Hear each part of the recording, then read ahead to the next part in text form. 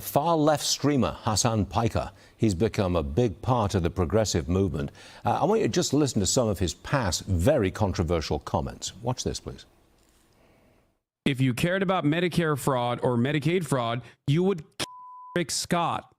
Okay, I'm pro stealing from big corporations because, you know, they steal quite a bit more from their own workers. Empires never die quietly, and we must end the American empire regardless. The fall of the USSR was one of the greatest catastrophes of the 20th century. America deserved 9/11, dude. I'm saying it. I mean, banger after banger. What can you say? This comes as Rolling Stone says Hasan Piker just wants people to listen to what he has to say. And look, if people embrace Piker, would this be the ultimate undoing for the Democrat Party? I hope so. I hope so. I don't think so, but I hope so. I have no faith in that because their Achilles heel has always been they don't know when to stop. They don't know how far they've gone. But the country keeps changing, Stu. So we import a lot of people that bring in foreign ideologies. There's a larger and larger pool.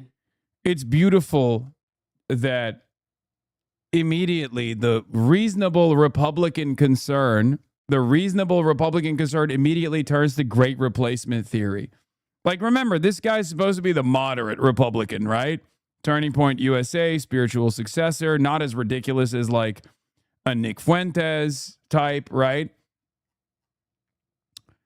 And what is the difference? I mean, him and Nick Fuentes completely align on the Great Replacement. It's just he doesn't think Jews are responsible for the Great Replacement. Nick Fuentes thinks Jews are responsible for the Great Replacement. That's it.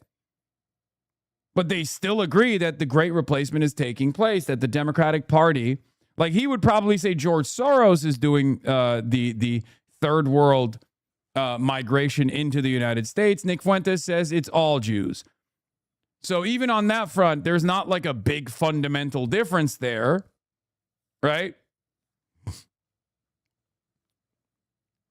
It's so strange that we act as though the Republicans are not the radical ones. It's actually like if you're a liberal and you lean in any way, shape, or form to the idea that like someone like myself represents a radical wing, a radical perspective. Meanwhile, these are the guys. These are the normal guys on Fox News. And this is the normal commentary coming from the normal Republican Party. I mean, you're out of your fucking mind, right?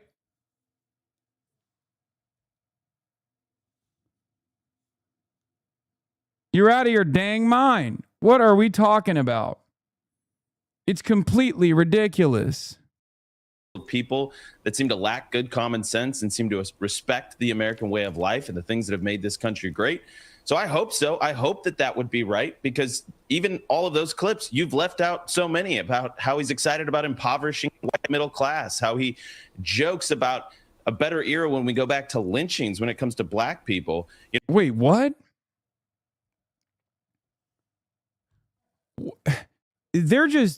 They've lost their dang minds, I think.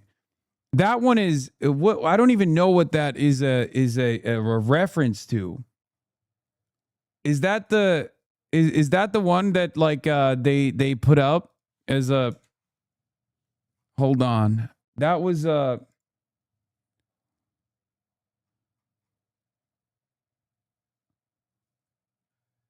Scott Jennings lied about it? What the fuck? On top of these candidates, what are they? Choose to keep for company. Just listen to this. Hasan Piker in Cut 8. I don't give a f*** what black people care about. Oh, black people care about this. Black people care about that. Like, shut the f*** up. That's not how politics works. Oh, well, Hasan, how dare you? Like it or not, black people care about this issue. The issue is literally a guy LARPing as a black person saying black people care about ICE. Okay? Random anonymous guy claiming, oh, black people care about the border. Black people care about ICE. You don't know what black people care about. Which is bullshit. That's not true. A chatter that wasn't even black, by the way, just a person that was either LARPing as a black person or just claiming to speak for all black people. It's like, it's such a fucking stupid stance. Any other black folk want to engage in radical activist language in this fucking chat? This one is me responding to someone saying all black people are voting for Eric Adams. Suck my Yes, dude. It's because I'm racist. That's why. It's because I'm racist, dude. Go back to a better time when lynchings were happening. This is what I like as a black man. Are you always doing too much with black people? Leave them alone. I want to go back to lynching. Like, I get it, but relax. Man, shut the up, okay? Yeah, I'm reading someone's comment in that one. You got me, okay? You got me because I'm a racist person. You just heard campaigns all the time. If anyone gets duped by this edit, I'm sorry. You are the biggest fucking moron of all time. Like, me reading a goddamn comment that I very clearly disagree with being turned into a genuine position that I have. Let's be real. If I actually believed those things that they're claiming I believe, you would straight up defend me, Scott Jennings. What are you talking about?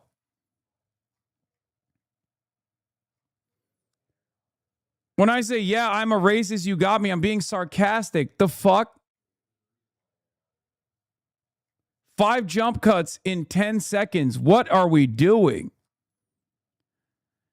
Normie lives like my dad would get tricked. I mean, Normie lives like your dad probably also believe in AI videos too. This is the most insincere. This is the most insincere version of events. Clip chimping is too OP, please nerf. That's crazy.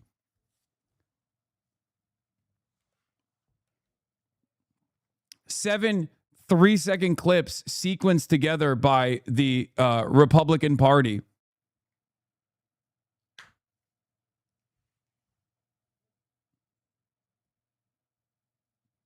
Nobody believes this shit, bro. Don't get too worked up about it. I know. I don't think the only people that are believing, quote unquote, believing this stuff are people who are motivated to make this an issue. It's like this is the equivalent of me going, I love black people. I hate when people hate black people. And then they clip the parts to make it seem like I'm saying I hate black people. Like to clip the different parts of the commentary to be like, see, he did it.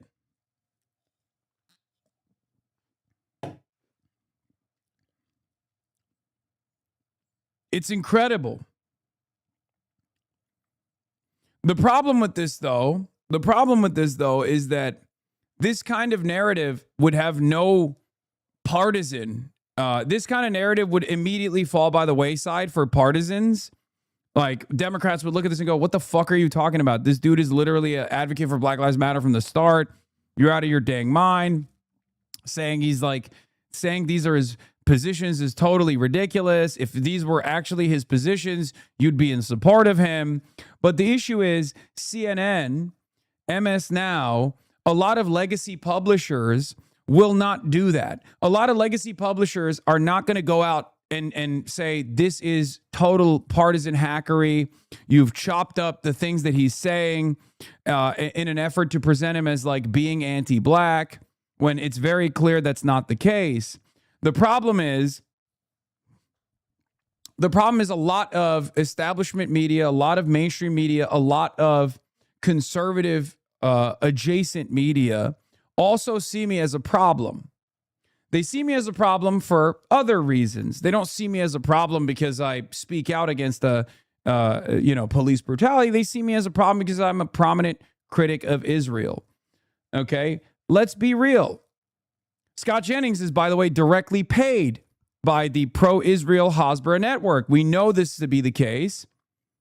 Former Trump administration campaign manager, former Trump staffer, I forget what Brad Parscale is his name. Brad Parscale got paid millions of dollars from the Israeli government, had to register as a foreign agent to specifically engage in this influence peddling operation. This is probably one aspect of said operation.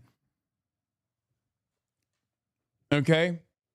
He's going to bring this shit up on an Abby Phillip panel if you don't at least threaten to sue him over it. I don't know what opportunities we have for litigation, but it is one of the grossest clip chimps I've ever seen.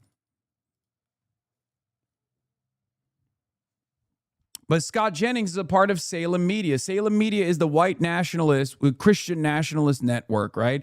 And Salem Media got a lot of money from Brad Parscale, specifically to do pro-Israel commentary, to attack Israel's critics. So just remember that. When you think about this kind of thing, remember that there is a network of money and moneyed interest coming directly from the Israeli government to conduct this kind of narrative peddling.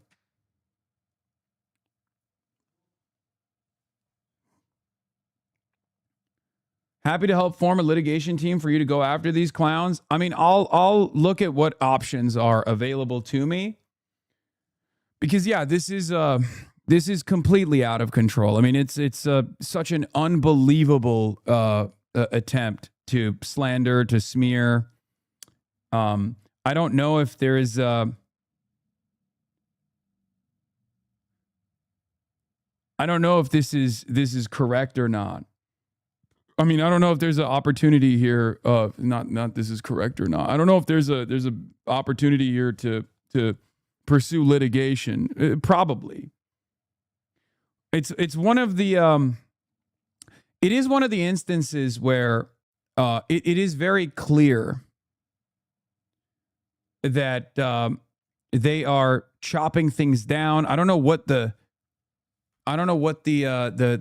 legal avenues I have for defamation.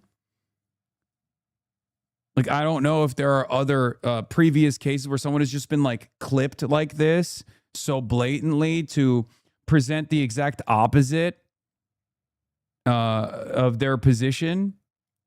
They're testing how insane they can get before you hit them with a lawsuit. I'm warning you, they're testing what they can get away with. Stop saying that you won't do it. No, I'm not. I'm not saying I won't do it. I think this is consequential. This is clear-cut. This is clear-cut defamation. He's showing your clip. He's just showing your clips. How will you prove intent? Great question. Great question. I already gave you the example, right? If I were to say, I love black people and I hate when people hate black people, and they cut it down to make it seem like I was saying I hate black people, that's obviously defamation. It's not my position at all. They're trying to say that I'm racist. They're trying to say that I'm pro-lynching. That's insane. That's an insane assertion to make.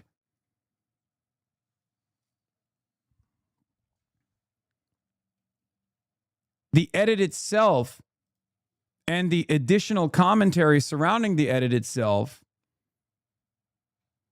is totally ridiculous. They're now saying I'm pro-lynching on Fox News. It would be the equivalent of cutting me saying I'm pro-lynching on Fox News and just keep the I'm pro-lynching part to say he's pro-lynching. It doesn't work that way. That's not how language works. That's not how messaging works. Statement is actual malice standard of Times v. Sullivan. They made this statement either knowing it was false or with reckless disregard to the truth. Yeah. As a public figure, you'll have to prove actual malice, tough standard. I don't know if that's such a tough standard, because I think my advocacy in this space for the last 13 years actually proves, especially if there's enough evidence of these guys in the past criticizing my commentary being too pro-black, right? And that probably isn't that hard to find, because I've been around the block for a very long time. God, you suck at being clear with your positions. Dude, you have to be better. It's not about suing because of how it affects you. It's bad because you know the edit deeply offends black people, which they are doing on purpose to traumatize their viewers, using you as a vehicle. Wait, what? Yeah, what?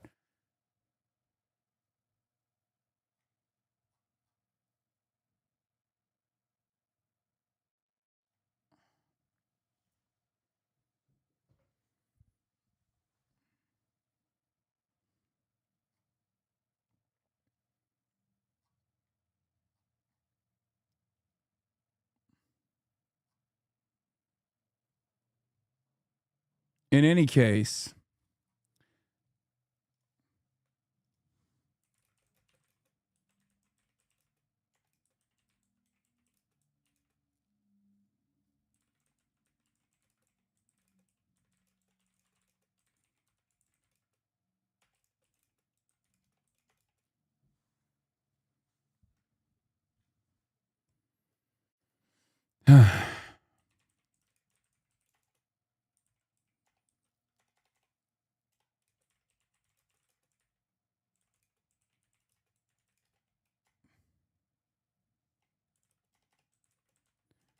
they've absolutely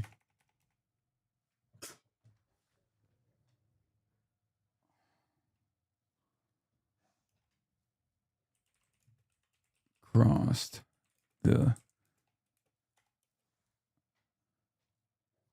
Oh my God. Everyone loves me to say, like, I'm going to sue. And then at the moment that I say, I will explore my legal options, they go, dude, shut the fuck up right now and start talking about, start talking to a lawyer. Too much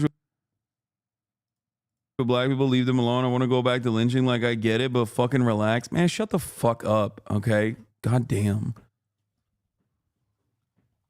Yes. Yeah, I'm literally reading a comment, and they clipped it in a way to make it seem like that's my own personal assessment, my own personal opinion. Okay? There it is. That's the OG. Actual malice is a term of art. It means you would need to prove that they knew it was false or had reckless disregard for the statement's veracity. You might be able to pursue false light if that's available. Talk to a lawyer for sure. Threatening to sue is no big deal.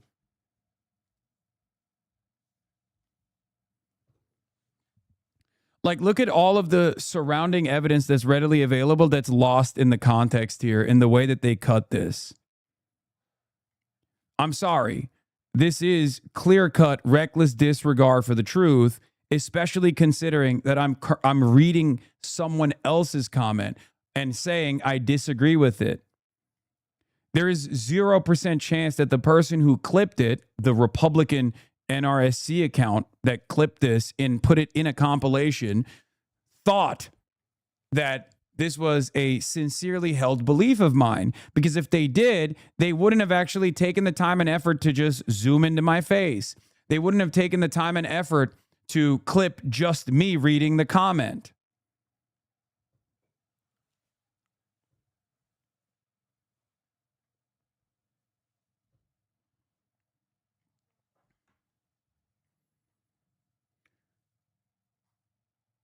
This is ridiculous. It is basically the equivalent of them. It's basically the equivalent of them straight up clipping mid-sentence to make it seem like I'm saying the opposite thing that I'm saying with the hopes of frustrating people, specifically black people and people who care about criminal justice and people who care about white supremacy and its negative impact on the United States of America into believing that I am in favor of a heinous hate crime.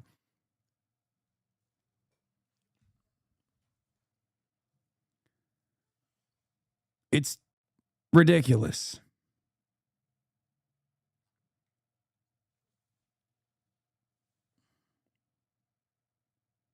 Doesn't the Fox News commentator explicitly say that's your position? Yes, that is exactly what they're saying. And that's what Andrew Colvin is saying here as well. So we're now beginning to learn. Here's the thing. We're now beginning to learn the tactic that will be deployed by the Republican Party in the midterms, right? They're not just going to say, oh, Hasan is a radical. This channels his viewpoint, but is like egregious, right? He hates America because he said this or that. Like, there's a different standard, right? There's something you can say by using my 9/11 comments, even if it's untrue, is to say that, like, oh, I hate America. I think that that's like a more difficult case to prosecute, a more difficult defamation case to prosecute. But it's clear that they're not just doing that. They're going to turn around and not just say that, like, oh, Hasan is in favor of bad things for America. They're just going to straight up say things that are the opposite of what I believe. and they're going to they're testing the waters right now.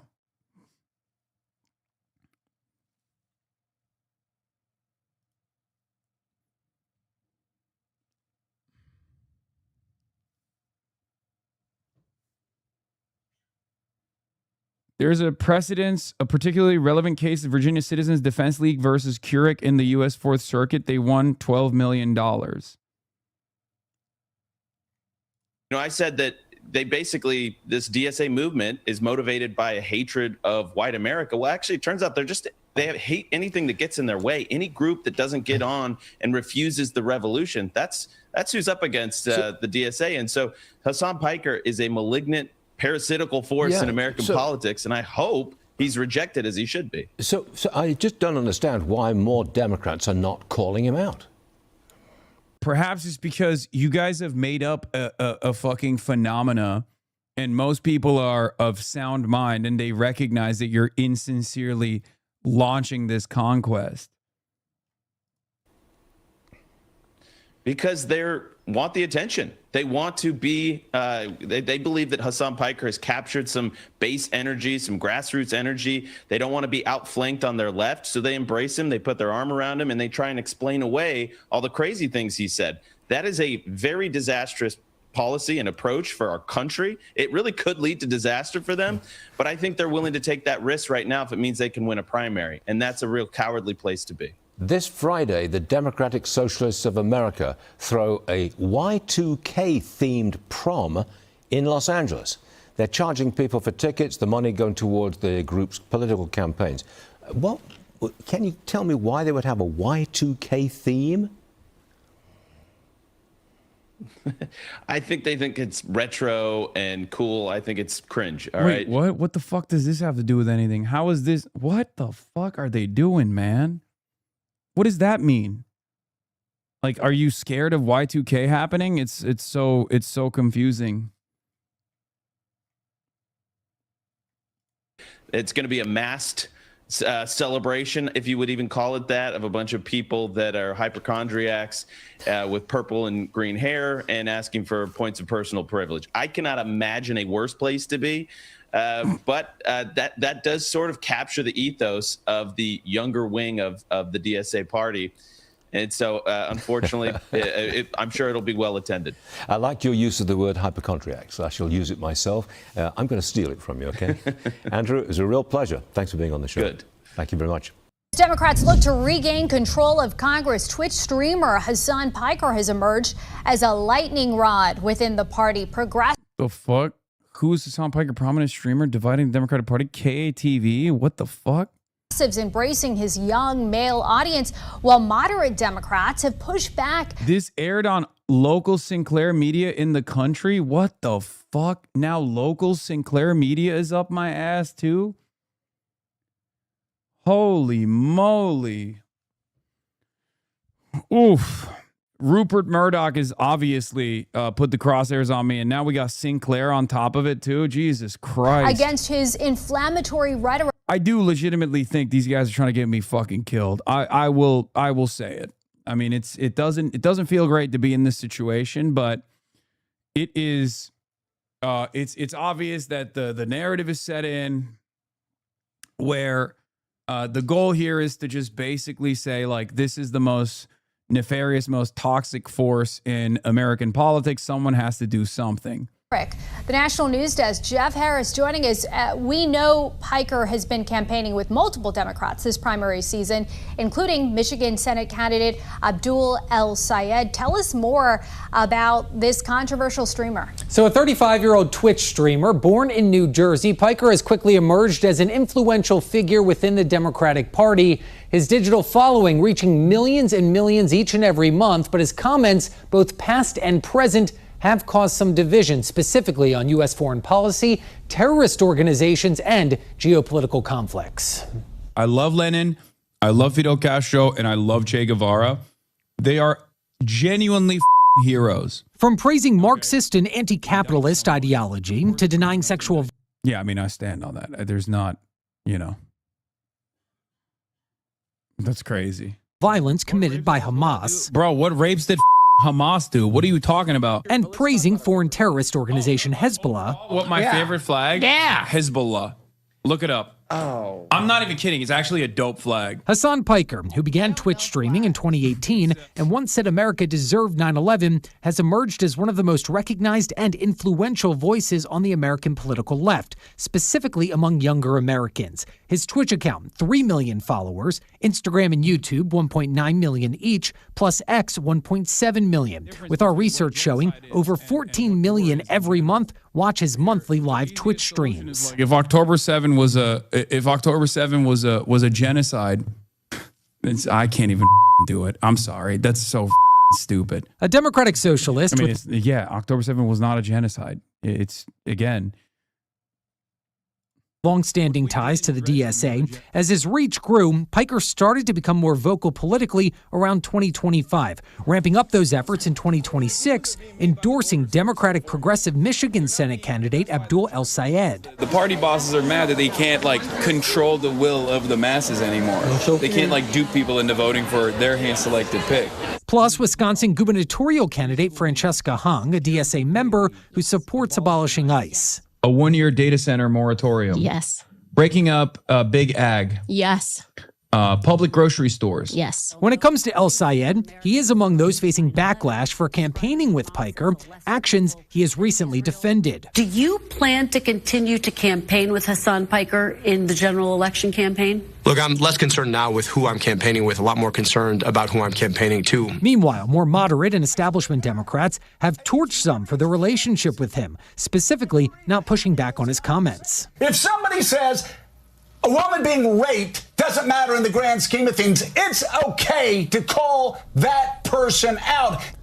Now, Congresswoman Alexandria Ocasio-Cortez is another Democrat who was asked recently about her appearances on Piker's live streams, telling ABC News this past weekend it's part of an effort to engage with young voters and build a, quote, winning coalition.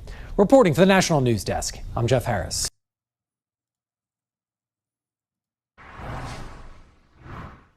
Far-left candidates attacking the American way of life and the things that...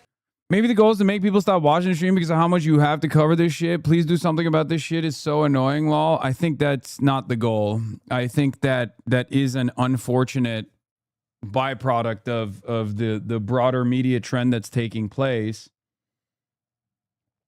Jon Stewart Pod talked about you again for 2 minutes. That's kind of the core of our show. Can I give you another example Please. of that, John, which is very much top of news cycle right now? So there's this whole controversy about Hasan Piker and whether or not candidates should associate with him.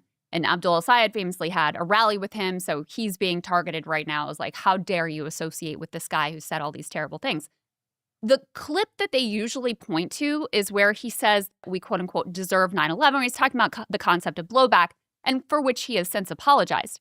Meanwhile, Abdul El-Sayed is running against a guy who literally was in Congress after 9/11, who authorized the Iraq War, who supported mass surveillance, who defended torture, but where that guy is fine, but associating with someone who said something that was edgy one time, that's what's out of bounds. That's what should be off limits. That's not just me, but I think most people is insane. Well, I'll do you one better. J.D. Vance's spiritual advisor, the preacher that J.D. Vance considers one of his sort of spiritual advisors. We got to go on motherfucking Jon Stewart's podcast, dude. Jon Stewart, save me. Only he can unite the libs in withstanding these attacks. Talks about male dominion over women. There are all kinds of extremes in terms of association. I remember with Obama. Just think about, though, the contrast between Hasan Piker said a thing in response to 9/11 versus this guy actually was in power and was involved in the horrific lies leading up to that war, the authorization of the war, the torture, the murder of Iraqi civilians. And so when you talk about accountability, where is the accountability for that? None. Where is the moral weight on that? Versus, None. many of these guys that were villains on your show. Choose. Would it be People Mover? Chariot? What anything? The segue. They should announce it on Breaking Points. Breaking Points. That's what they should call it. Yeah. That's Majestic. What I think. Yeah. The final Entrance. plug. Yeah. The final damn plug. Where was the other timestamp that you wanted me to see with Jon Stewart? The other mentions, according to the transcript, 102:52.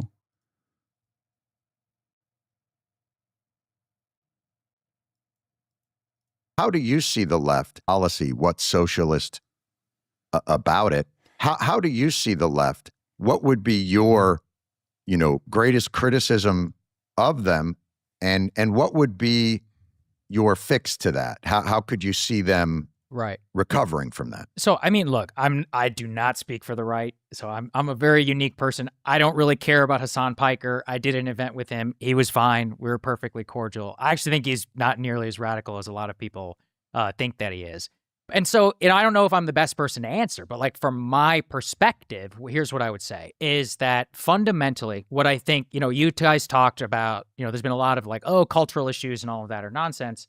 At the end of the day, there's only one movement in recent history that won households under $100,000. That was Donald Trump in the 2024 campaign, in which he won the popular vote. The DSA and leftists is predominantly a coalition of downwardly mobile white liberals.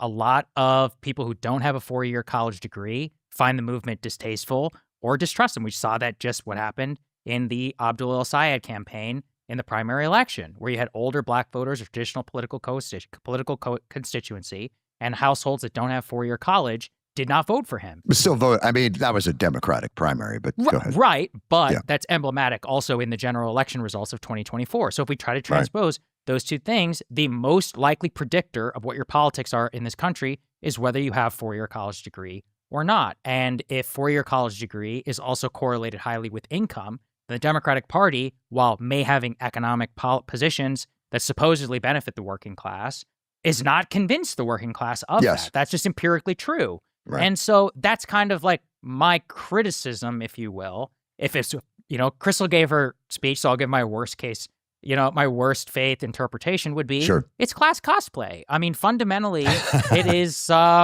cosplay of dressing up, basically woke one type policy and or rhetoric. To explain that, what is woke one? This is a whole. All right, why is this? I'm just scared for this. Ugh.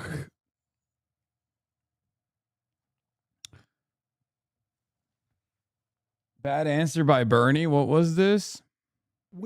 How do you calculate, where are you going to place endorsements and where not? I mean, we just had Francesca Hong lose by a hair in Wisconsin, and impossible to know, exactly whether an endorsement from you or AOC would make a difference. But how do you and I keep using the example of that game Risk, which I played as a kid, where, you don't move to Kamchatka until you have enough on Irkutsk or something. How do you calibrate that? That's a good question. And it's, something that we in our political movement think about a whole lot. I think for a start, we don't want to overextend ourselves and promise more than we can provide. So we take, and second of all, I am a United States Senator. Am I familiar with the agricultural problems facing farmers in Wisconsin? I am not.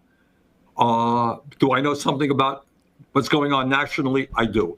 So for a start, most of our focus, with a few exceptions, has been on U.S. Senate races, Maine, Michigan, Minnesota, maybe elsewhere, and congressional races, a lot of congressional races. Also, we have supported dozens and dozens of what we call down ballot candidates, people running literally for school board, city council, mayor, state legislature. Why are we doing that? In that it's to create, in a sense, a farm team. These are the young people who 10, 20 years from now will be national leaders. And we want to help them get elected, get the experience that they need. And then furthermore, when we look at a campaign, for example, you got wonderful victories that took place in mayor's races in Seattle, Washington, D.C. We were not involved in those races. So we can't do everything. But what we do, we want to do well and give the kind of support to those candidates that they may need. That's kind of the answer. Yeah. I mean, that makes sense to me. Yeah, I mean, I think it's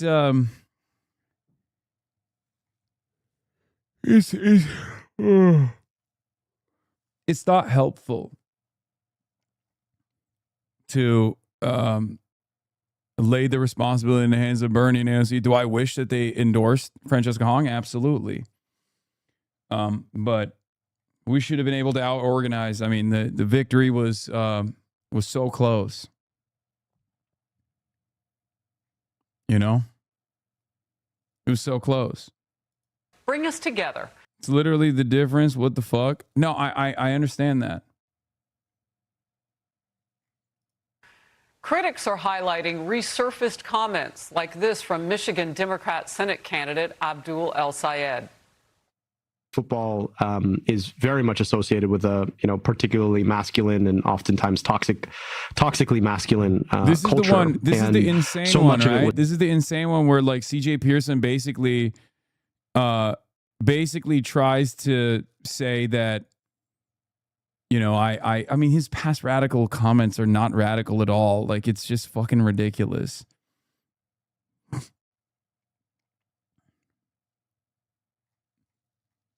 They play the Laura Loomer tweet. They hit Talarico. I mean, this is important to understand, like, what their midterm strategy is. This is like, I guess this is basically just signaling what their midterm strategy is. Old tweets, they're woke, they're hiding how woke they are.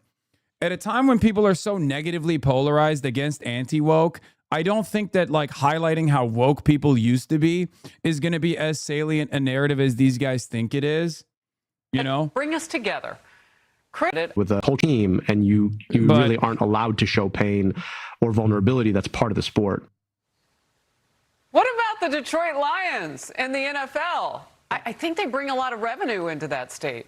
I bet they want a word. Some more gems from El-Sayed. Can we please find another way to celebrate July 4th? Fireworks, well, you see his word. And do we need to defund the police? And instead of the right to bear arms, we should change it to the right to have health care. His Republican opponent, Mike Rogers, with this response. This guy spent hours hating on what most Michigan. Yeah, Abdul had a really good response to this too. He says, since you're too afraid to debate me, how about you hold me accountable on a football field instead? Tackle no pass like we used to play when we were kids. I'd happy to show you how much I love football. Yeah, I hope this. Look, my controversial take on this is I like that he's the gloves are off, but I really hope that this doesn't play into the scary Muslim narrative. You know what I mean? I mean, he contains multitudes. It's good. That's the only thing I worry about a little bit, that they're just going to flip the script and be like, well, this is not like, this is not, this is not any kind of regular guy. He's not like LARPing as an anti-woke. He's not LARPing as a real American. He's just, he's a scary Muslim guy who's like threatening violence. Cause like these guys Republicans are nasty with this shit. Like they will flip back to victimhood so quick. I mean, they're doing it with me right now. On the one hand, they keep saying over and over again that I'm too woke, and then very quickly they flip it around and go, actually, he's anti-black. He wants to do racist lynchings to black people. So there's no end to their depravity with this kind of thing. They'll literally try to tune you up. They'll say you're a pussy, and then you turn around and you're like, I'm not a pussy. I'll fucking show you on the football field. They go, oh my God, you're threatening violence. You're a scary Muslim man. Sanders would enjoy in their pastimes, and he should be held to account for that. These are views that he held that he was pretty strong about, but he knew that he had to delete them all for if people really knew who he was, they wouldn't vote for him. Far-left New York congressional candidate Daria Liza Avila Chevalier posted in 2019, quote, I forgot to get napkins, so I just wiped my hand on the American flag behind me. Texas Democrat Senate candidate James Talarico, you know, the one who believes God is binary, has also had trouble with the American flag. I often think when reclaiming symbols, I think about the American flag. I think the Confederate flag is a symbol of treason and terrorism, but the American flag is such a complicated symbol for most of us. And former Wisconsin Democrat governor candidate Francesca Hong was dogged by her past comments on the trail. Thanksgiving is also a time that's incredibly painful for many people in our community. It's crazy that they also, when they do actually when they do actually get a scalp, they will do the victory parade on it too. Because like the Francesca Hong thing is like, Democrats leaned into it because obviously she's the left flank insurgent, and then the Republicans will further lean into that victory to say like, we did that. Right? These guys are too woke. People are opposing. People find this kind of too woke for primetime attitude repulsive, and we're gonna win. And they're just basically waving that victory around at this point. Communities. By the way, she hates Valentine's Day. She hates a lot of things, not just Thanksgiving. Anything we celebrate, basically.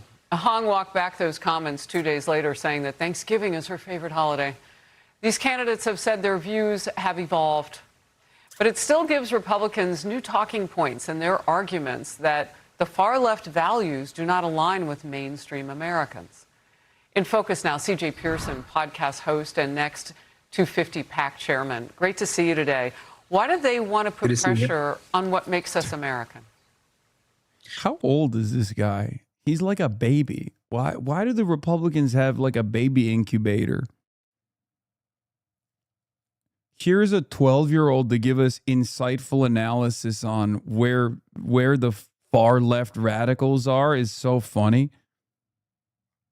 Because these people hate America. Let's make no qualms about it. And I got to think about the fact that even though they're trying to walk back these comments, Maya Angelou once said, when someone shows you who they are, believe them the first time. She didn't say the second time. She didn't say the third time. Oh my God, it's so nasty to use Maya Angelou to do reactionary propaganda.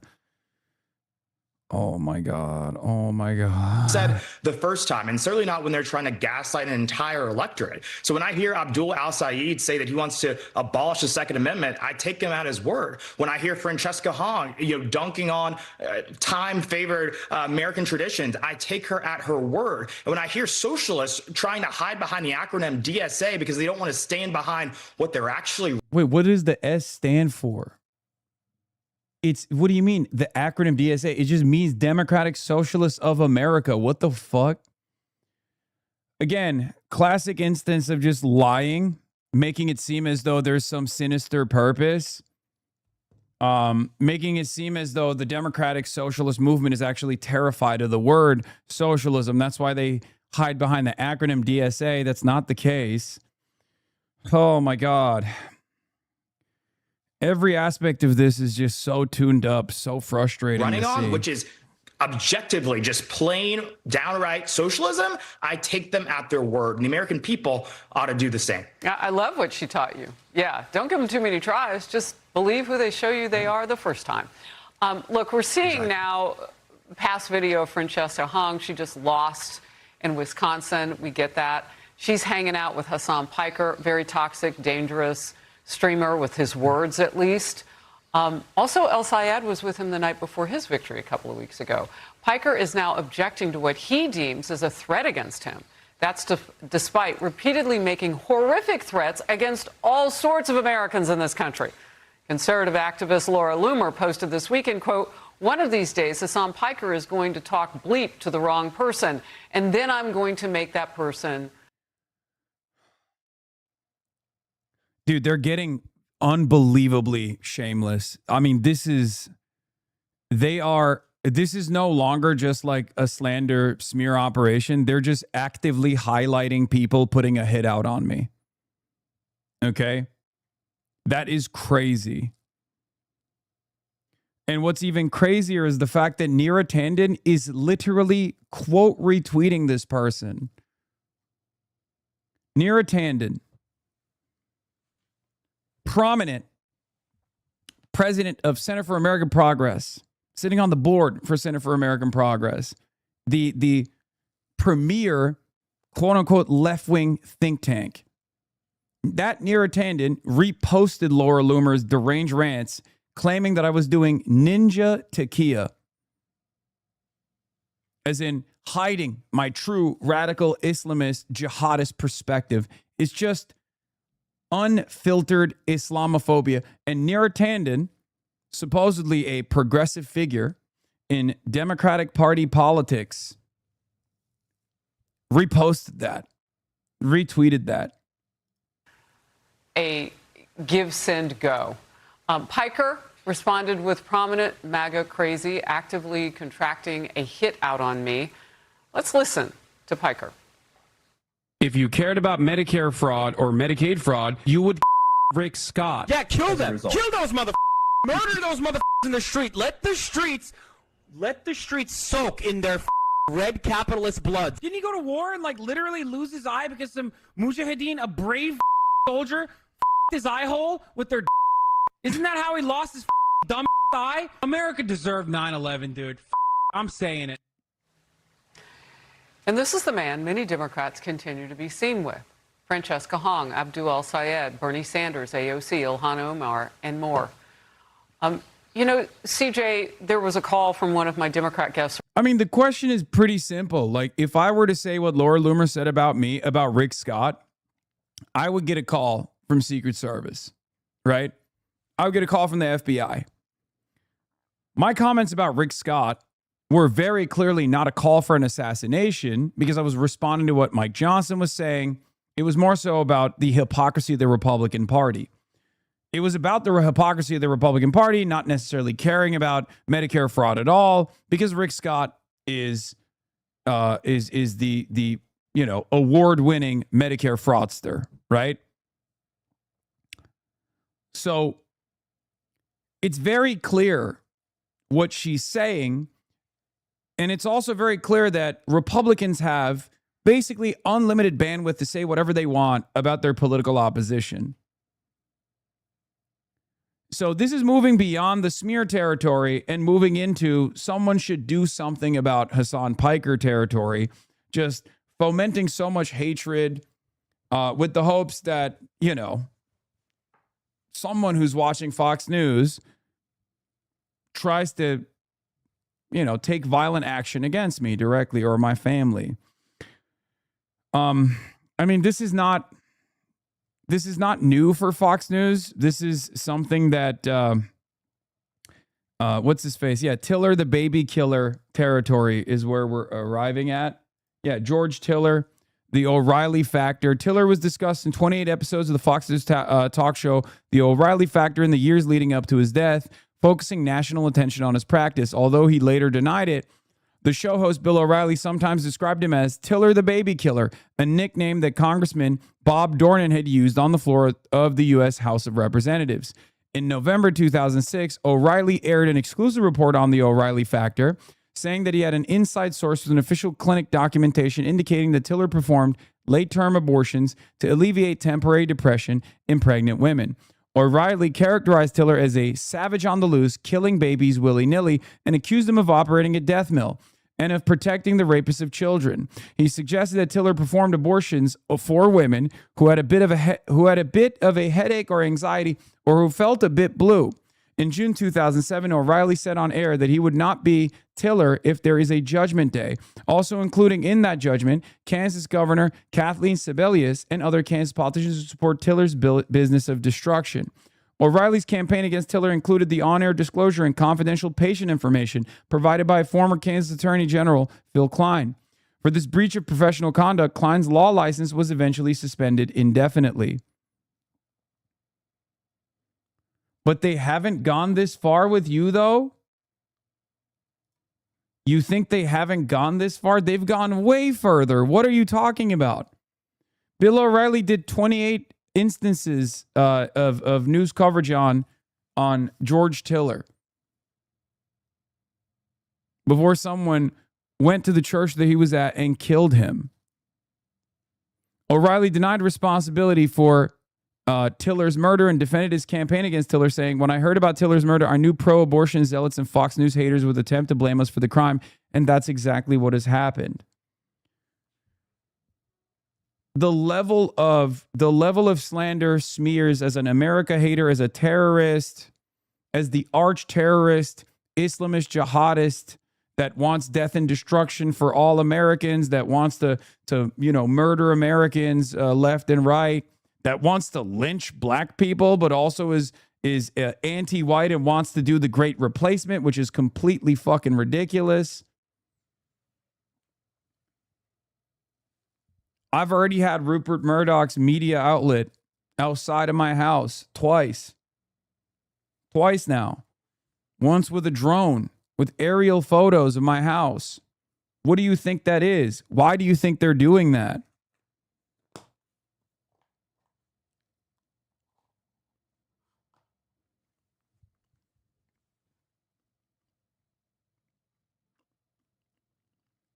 This has been happening on a daily basis since the end of March. Virtually every single day. Hundreds of articles have been written. And there's one other difference here. There's no defense from the liberal media side as well. There is no defense from liberal media. There's no like, this is actually going into a dangerous territory. This is actually broaching dangerous territory where they're actively trying to foment violence against this person that they're declaring to be a dangerous terrorist, a dangerous radical.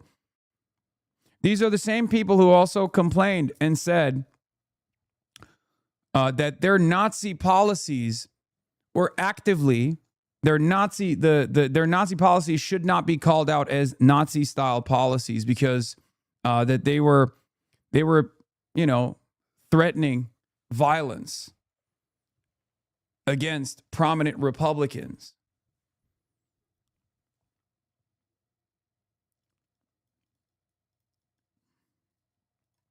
So yeah. What do you think this is?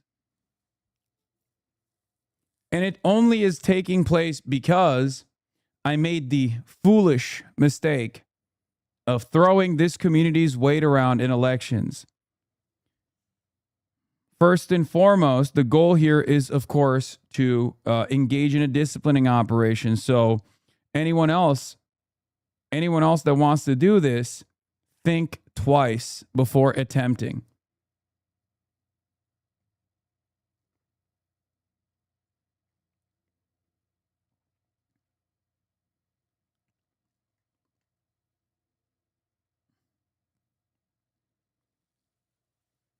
They want to punish people for speaking out. What? Hey, did you know that there's a discrete website with 54 academic clarifications of circulated disinfo clips targeting you up since November 2025? Were you ever notified of this? I don't know what that is. I have no idea what you're talking about.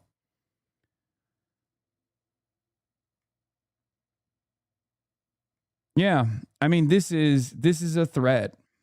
This is a clear-cut threat. They want to silence not just myself, but they want to silence this movement. It's not dissimilar to what the Biden administration and the Trump administration that continued along in the same way, what they did to the pro-Palestine movement, the student encampments, arresting them.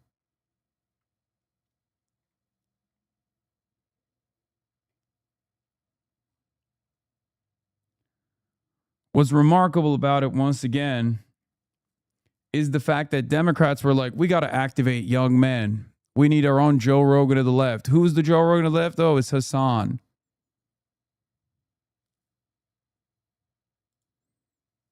And now they're going, oh, not like this.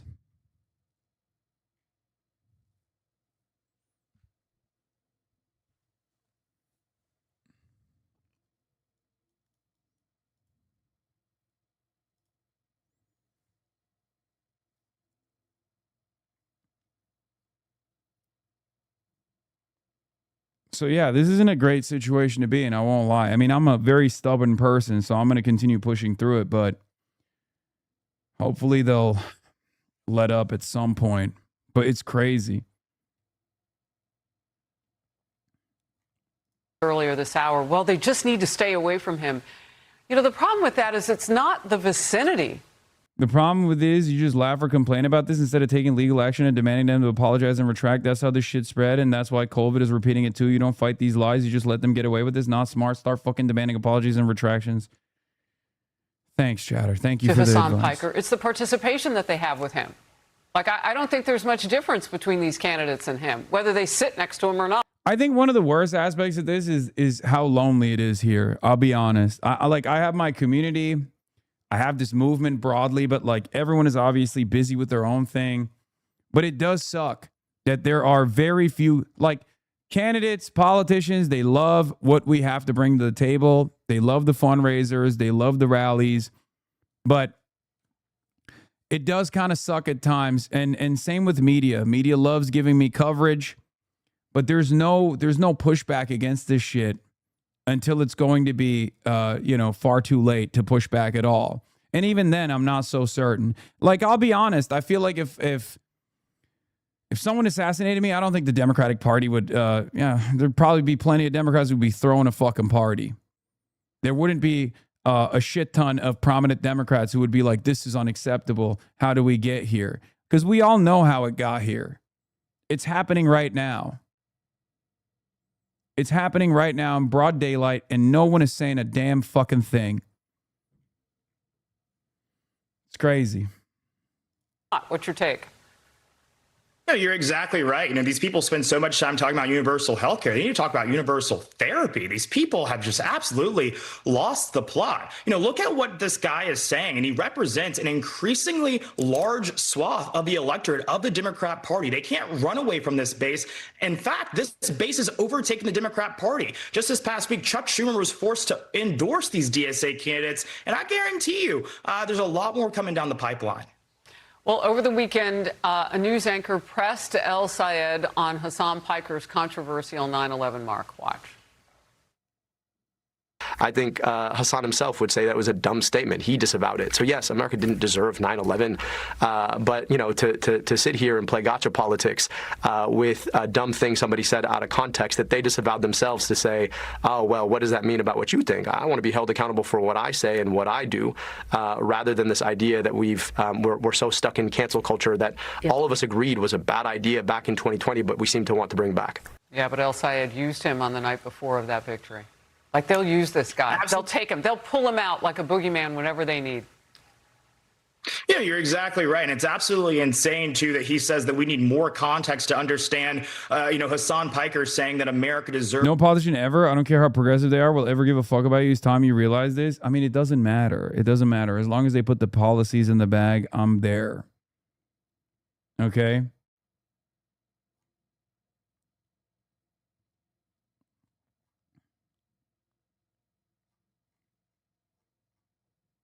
Of 9/11. There's no additional context needed. We heard what he said. We know him to be the anti-American bigot that he is. There's no further clarity needed on our end. All right, I want to show this. It's the same Hasan Piker who just last month pointed out to his viewers that he adorned his set with a photo of the attack. You might have noticed some changes behind me. I finally framed the Cutie Cinderella newspaper from 9/11, the morning of 9/12, the newspaper right there. The newspaper that covered 9/11. It's now officially sitting behind me. CJ, you're like, I don't even understand what the fucking, like, what the point of that is. Is they, like, I guess they're trying to say, like, oh no, he loves 9/11. That's why he put it behind him. Like, as though it's not one of the most significant news stories of all of our lives. Like, they literally are like, no, if you're Muslim, you can't say anything about 9/11. You can't you can't even recognize its significance. I'm a fucking media professional. Like, that part is actually the most insane. You know what I mean? They're like, oh, he's agitating us. He's agitating us. He's doing it on purpose. He's like flexing like I did 9/11 or some shit. Okay? Reaction. I mean, that part is like 100% Islamophobia through and through. So if I catch any of you dumb motherfuckers in here if I catch anyone in here being like, well, don't you feel like you lean into, as you said, America deserved 9/11? Like, you are 100% caving to one 1000% Islamophobic narrative making here. Like that's it. Little F here. I don't know what's going on, but we're back. Absolutely disgusting. And again, these are who the leaders of the Democrat Party are choosing to associate themselves with, choosing to campaign alongside. This is their party. They don't get to run away from these figures anymore. Imagine if this was a Republican running around with Nick Fuentes. He would be rightfully condemned. But when it's Hasan Piker, they get a pass? I don't think so. Look, I want to put a fine point on this, and we haven't shown it. It's tough to show some of the things that he is known to have said because it's on video and it's him saying it. But there's so many expletives, you can't even bleep it all out. I've not been able to ask anybody about this like I would want to ask him. Why did you say this? He says, I'm a racist. We missed the good times when they were lynching blacks in this country. Oh, my God. Come on, dude. Really? Really? Oh, my Lord. Oh, my Lord. Jesus Christ. He's like, I shudder. I shudder.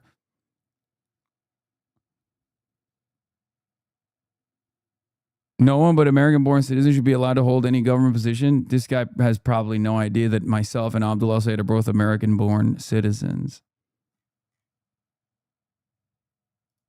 Think about James Clyburn, Democrat in South Carolina, saying some things about his problems with this side of his party, not looking like certain people in this country. Your last take. You're exactly right. And black voters are not going for this. You look at what just happened in Wisconsin. I guess those people like Thanksgiving a little too much over there because Francesca Hong was defeated because of black voters. Black voters, young voters are not going for this socialist ride. They're rejecting them at the ballot box. Yeah, Republicans should reach out and do what they can among that group, independents and everything.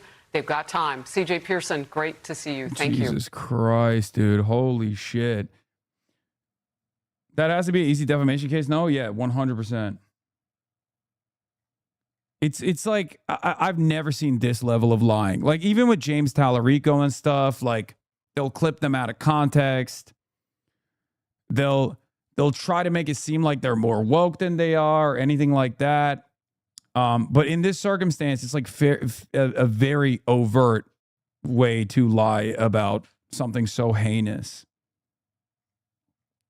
Anyway, I'll explore the legal avenues here. It's getting completely out of control. You know what I mean? This is not like James Tallarico's vegan. Like, this is straight up saying that I love lynching and that I'm racist. Like, it's disgusting. It's totally disgusting. I will make them apologize for it, and I will force them a retraction, and we'll fucking celebrate it when it does happen. There's no shot. We turn to several bombshell revelations about the Democrats' radical.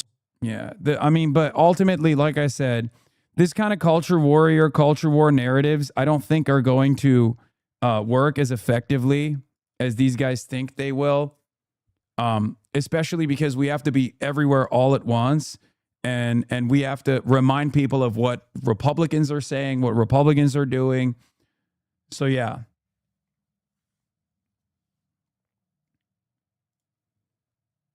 Yeah, the goal to drive Muslims from politics and all media is building in the bigoted wing of the Dem establishment. That's 100% part of it for sure.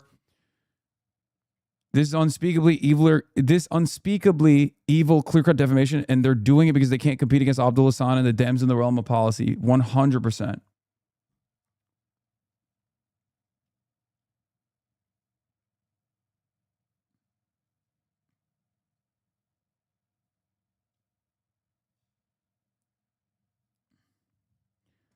I'm sure you have, but have you ever considered posting radically about the loneliness and about how you feel towards these dangers? Your posts clearly capture the attention from these ghouls, and you can help some lib outlets show you a bit of grace. Fuck no.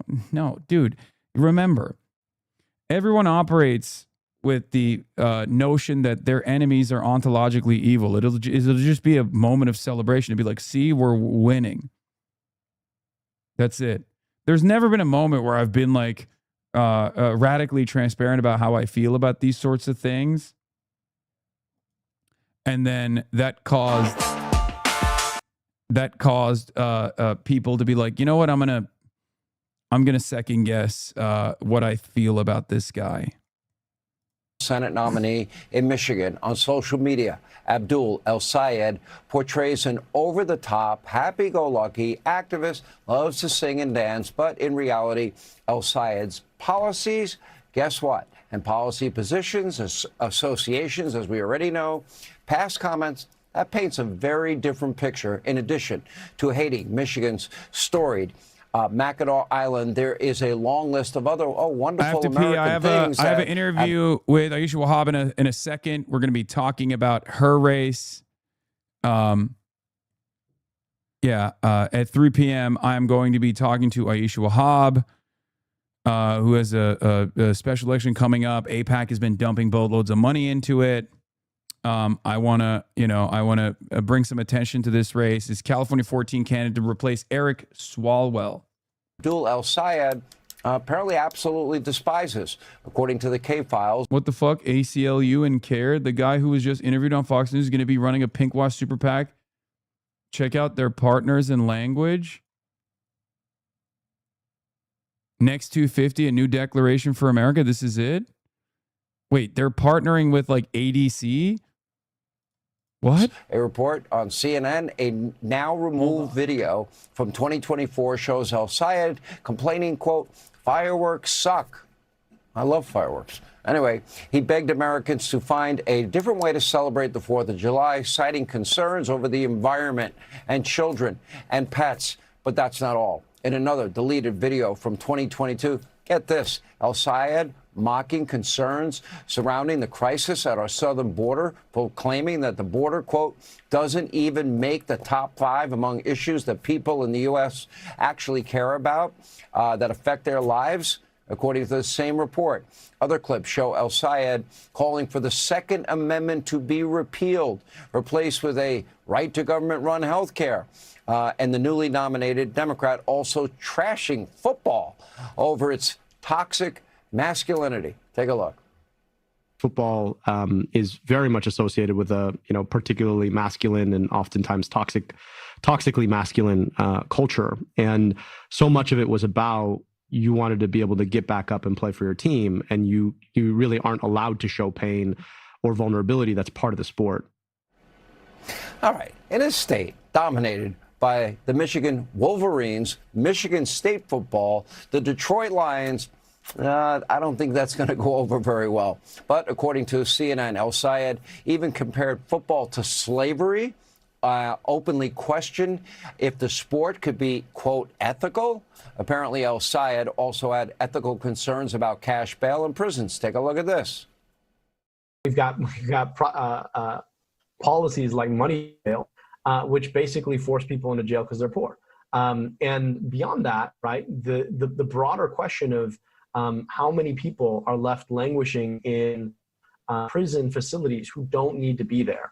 Any and all efforts to get people out of jails and prisons and to keep people out of jails and prisons is policy that we need to be investing in, particularly right now.